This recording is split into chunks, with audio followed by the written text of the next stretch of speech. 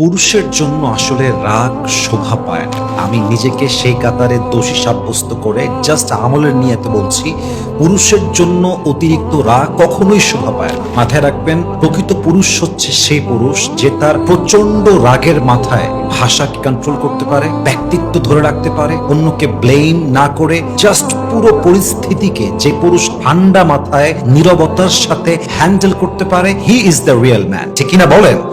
পুরুষের সবচেয়ে সুন্দর ব্যক্তিত্ব হচ্ছে নীরবতা। যে পুরুষ নীরব থাকতে পারে, নীরব থেকে, চুপ থেকে, ব্যক্তিত্বকে ঠান্ডা রেখে, পরিস্থিতিকে পরিপূর্ণ অবজার্ভ করে একদম নীরব থেকে যে পুরুষ সিচুয়েশনকে কন্ট্রোল করতে পারে, তার মতো বীর বাহাদুর পুরুষ পৃথিবীতে সেকেন্ড আর কেউ হতে পারে না। ঠিক কিনা বলেন?